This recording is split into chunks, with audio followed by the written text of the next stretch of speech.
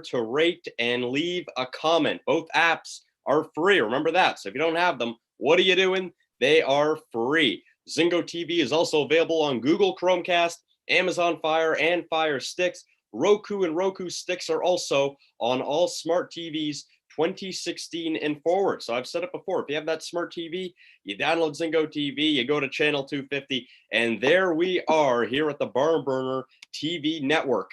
And a welcome to you on this Tuesday, June 16th. I said it yesterday, starting off the show, I said today is a make or break day for Major League Baseball. I said it yesterday, and I said when I sit in this chair tomorrow on Tuesday, I'm going to have something to share. It's either going to be positive or negative, and surprise, surprise, it's negative. Okay, Rob Manfred last Wednesday, remember this? We talked about it when we were talking about the draft. We were saying, okay, the commissioner just said that he's guaranteeing we're going to have a Major League Baseball season. And when you hear words like that come out of the commissioner, you know, you should take that for what it is, right? Those are powerful words. When a commissioner guarantees a season, you got to believe it. And here we are last night, the complete opposite was said. Okay. And I said yesterday, it's going to be a make or break day. And what do you know? It broke. It was a broken day. And now, besides everything that's going on in terms of money, now you have major health concerns. Players and staff in other sports are testing positive. You saw Ezekiel Elliott. The report was he's tested positive for the coronavirus. That's a big time star getting COVID-19. And when a star like that gets it, it's big news, and we hadn't seen a big major star contract the virus in a long time. Remember in March, there were NBA players, notable NBA players who tested positive. You had Von Miller in the NFL. Now Ezekiel Elliott, here we are in June. You have staff members. Arizona Coyotes released a statement. They have staff members who are testing positive. So besides all the money issues and the inability even to figure out the elementary elements that would lead us to any optimism that a Major League Baseball season will happen, we can't even figure that out. And then on top of that, you add health concerns. So Rob Manfred yesterday said he's not confident that a Major League Baseball season will happen. Of course, it's the complete opposite of last week. He just did a complete 180 on the whole thing. It's a terrible look. I have so much to say about this. This is, of course, where I'm going to lead off with the MLB. This is truly a mess right now. Okay, it sounds like the bickering is 1990s level with what happened in Major League Baseball in the 94 strike. We are at that level. Okay, seriously. And that means that we are at an all-time low here, if that's what's really happening. Okay, the quote from Manfred, before I really carry on here, let me get the quote out of the way from yesterday. I'm not confident. And then at the end of the quote, I'll just skip the middle of it and go to the end. Unfortunately, I can't tell you that I'm 100% certain that's going to happen. He's referring to a season happening. And a week ago, it was, I guarantee a season will happen. Okay, now look, I don't want to pin this on the commissioner necessarily, and I'm talking in general, in any sport. I don't like pinning anything necessarily on the person themselves because, we understand that the commissioner represents and works for the owners. And ever since that, players' unions became prevalent in sports, the role of the commissioner changed. It did. Okay, it's not what it used to be. Okay, so I'm not just going to pin this on Manfred and say, wow, what a disaster this is. Well, he's just representing the owners.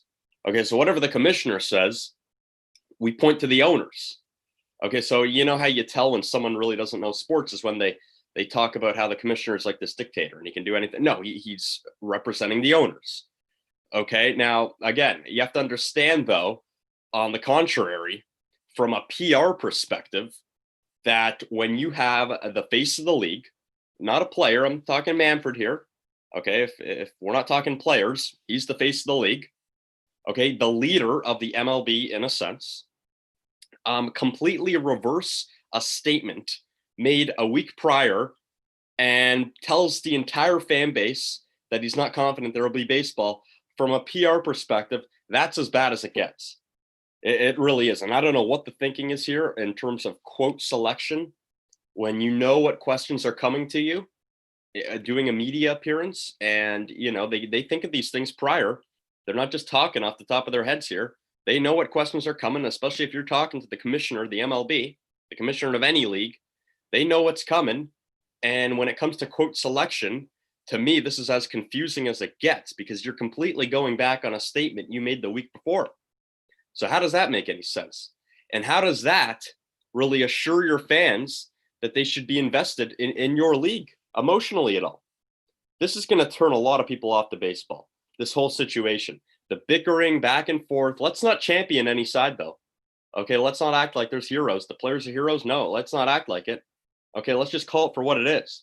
There's bickering happening on both sides, and that's got to leave the most sour taste in anyone's mouth, as if there's ever been in the last 2 months. And the last 2 months have been brutal for Major League Baseball.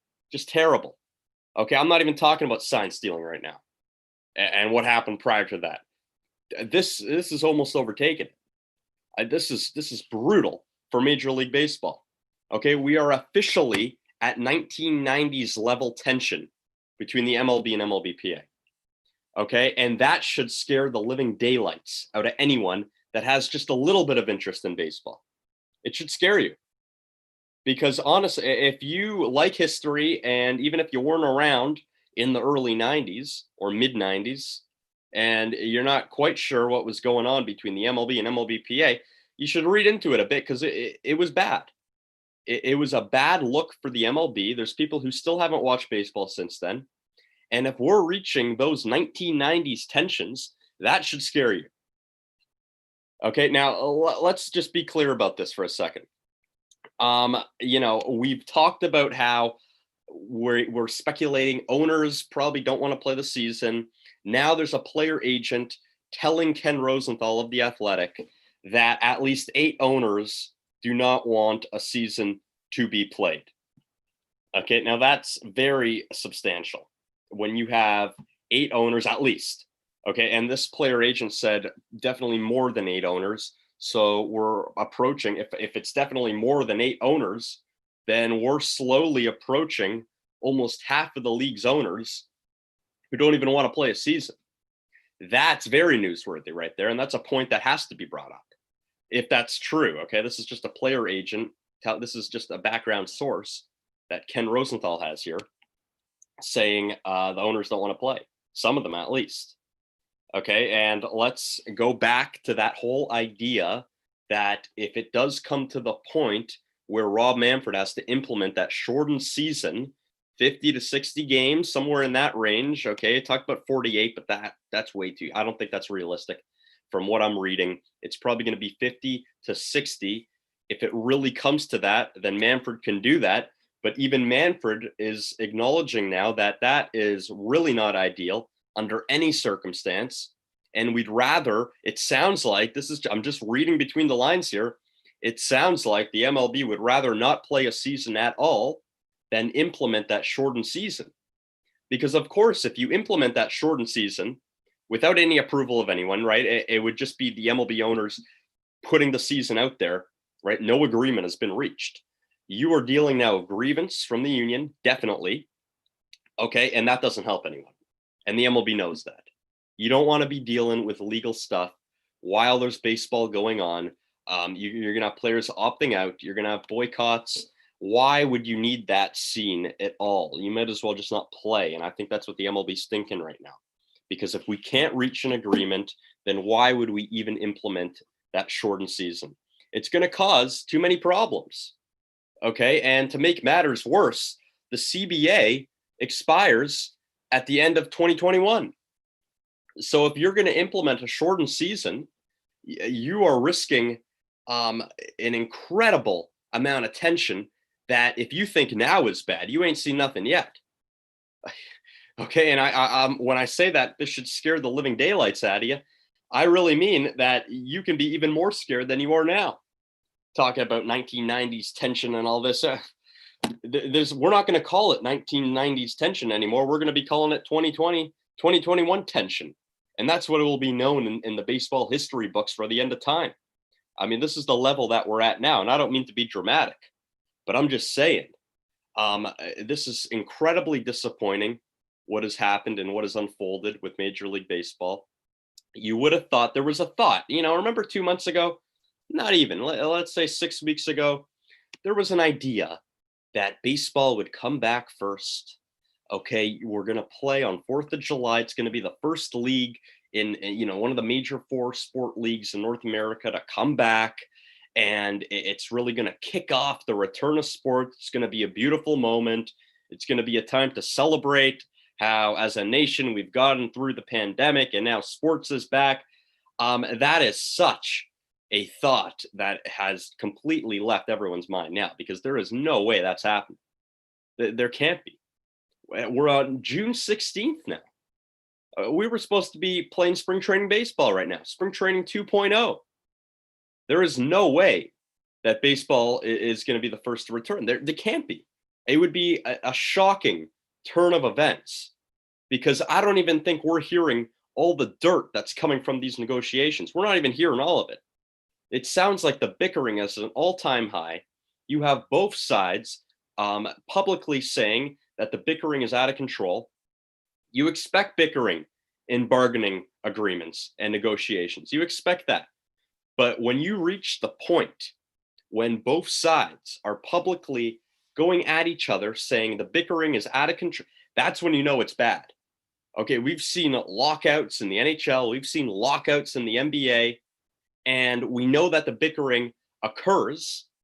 But when you reach the point, and we didn't even see this, really to this degree at the last NHL lockout, when you have both sides publicly saying it is a disaster in that negotiating room, when you have sides saying that, you know that we are in trouble.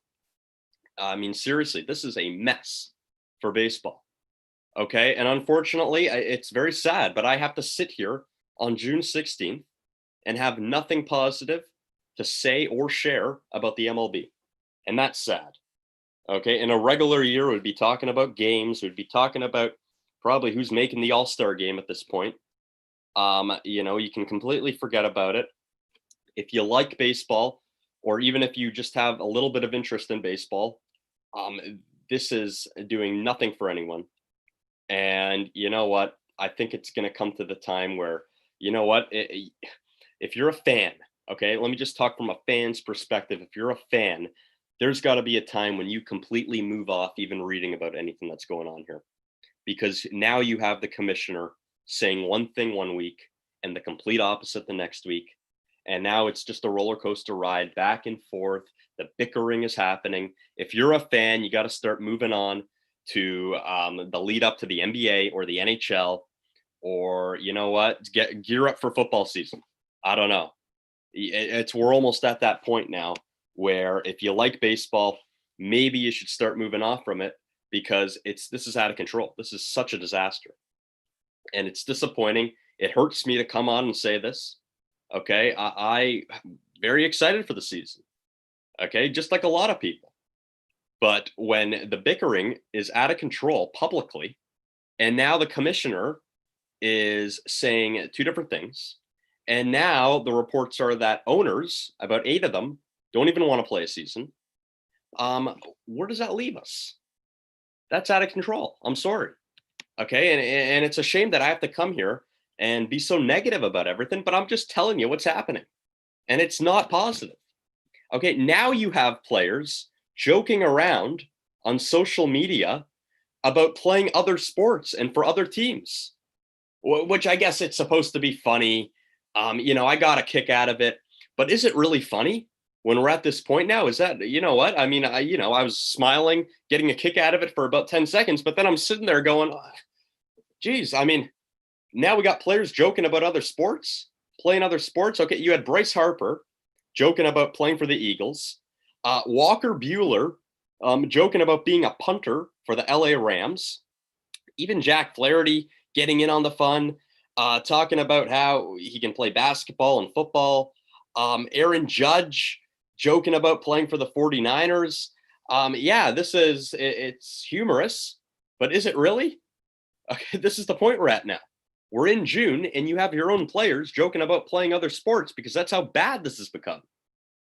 Okay, so listen, both sides should be ashamed. I'm not picking sides here. I'm not saying the players are the heroes. I'm just saying that we understand that the bickering has to stop. Okay, both sides have to put the egos aside and come to an agreement. Look, at the end of the day, what I'm saying right now and the news that I'm sharing, this can all be PR noise, right? It might be. It could be. It might not be as bad. It just might be PR noise coming from each side. And maybe we don't really know what's going on behind the scenes. That is, I think, the only positive that we can take from this is that maybe it's not as bad as it appears through the PR lenses. That's all. Okay, but other than that, the audacity for both sides to bicker is amazing. And to go into a PR battle like this with everything going on in the nation right now, the audacity is incredible. And it's incredibly disappointing for anyone that likes baseball. I'm going to move on here. Hockey news. Buffalo Sabres today, they were in the news. The Sabres, I've talked about the Sabres before, about how players have publicly voiced their displeasure with the organization. The Sabres who have had a very rough stretch here. It hasn't gone well. They fired their general manager today, Jason Botterill. He's gone. Kevin Adams, who will be the new general manager of the Buffalo Sabres. He was the senior VP of business administration for the Sabres. He now steps in. He's on interim general manager. They named him the general manager. That's it. Now, Botterill, who is a guy who received approval from the Pagulas last month in May. So similar to Major League Baseball here, the Buffalo Sabres now are saying one thing and then a few weeks later, completely reversing and doing a 180 on their statement. So Botterill's fired. He's out as general manager. The Sabres have had a brutal decade. Okay, it's not just the Jack Eichel era that's been rough. The whole decade's been bad. From, the last time they made the playoffs was 2011. Okay, I mean, they have the longest playoff drought right now in the National Hockey League. It seemed as though the real rebuild, right? I mean, not between 2012 and 2015, those were rough years. It seemed as though the Sabres were in just this flux of, we don't know what we're doing. When they drafted Jack Eichel, it seemed as though, okay, now it's starting. They had a few rough years with Eichel. Then they add to the core, Dahlin, among others, okay? And 5 years later, I can confidently say, since drafting Jack Eichel, that there has been little to no progress in Buffalo. And that's got to be disappointing. Of course it is, because Eichel has not been shy of speaking to the media about this. He's not happy with what's going on with the Sabres. And why would you? Okay, I mean, he's entering his 6th season next year. 6th season, Jack Eichel will be entering next time there's a season, and he hasn't seen a lick of playoff hockey. I'm not even close. I mean, by the time February comes around, the Sabres are dead in the water. Okay, I mean, maybe they get off to a good start, and it's looking a little optimistic in Buffalo, but by the time, February, March, forget about it. But by the time February comes around, the Sabres are done. Okay, I mean, that's got to be frustrating. Okay, it's got to be incredibly frustrating. Okay, and it's not just Eichel. You've seen other players voice their displeasure. So the whole organization right now needs a shakeup. And I think this is the first step for the Sabres. You fire Botterill, you bring in Kevin Adams here, and a shakeup is on the way. I think it's fair to anticipate that that's what's going to happen. Okay, and yes, the core in Buffalo is there. The Sabres have a core that I know a lot of teams would take, actually. I know for a fact. But if you can't put everything together, you run the risk of wasting the core. Okay, it's not that easy as it seems. Let's take the Toronto Maple Leafs as an example. Amazing core. Okay, I mean, just probably the best core, just strictly on the core, on paper, that the Leafs have had in their history. With the good young talent, it's not even close. But even in Toronto, when just the idea of losing another playoff series comes up, here comes the trade talk. Okay, shake it up a bit, get rid of him, get rid of him. Let's, shake up the core, right? And in Buffalo, it's kind of been the same old song and dance. Now it's officially time for the Sabres to really shake things up. I look at Rasmus Ristolainen as a guy who's been involved in trade rumors in the past. I would think that definitely he's a guy because he's got value. I think he's a guy who was drafted in 2014 and definitely a guy that the Sabres should look at and shop. I think that's probably already being discussed internally with the Sabres. You would think that he's the guy. The Sabres got to shake it up. You cannot go into the season next year resting on what you have on paper and what you have with the core and thinking that things are going to be changing. What's the definition of insanity, right? That's the old expression, always what Einstein would say, right? Okay, the Sabres can't fall into that, right? Doing the same thing over and over again. That's what it kind of seems like in Buffalo. Good first step for the Sabres here to shake it up. Even though ownership endorsed Botterill last month, I guess they changed their mind. So he's fired. He's out. Kevin Adams, the new general manager of the Buffalo Sabres. NBA. I've thought about this a lot. We all are excited to see sports come back for sure. Just the premise of having sports back. Everyone's excited. We all love it. But how's the quality of play going to be? This is the question I want to bring up. Okay, now I was going back in time. I did some digging today, and I'm thinking about, okay, when there's been lockouts, how has the quality of play been after right when the lockout ends and they're back on the court or on the ice, the field, wherever it may be? I took the NBA as an example here specifically. And, in the 98-99 lockout, the quality of play was brutal.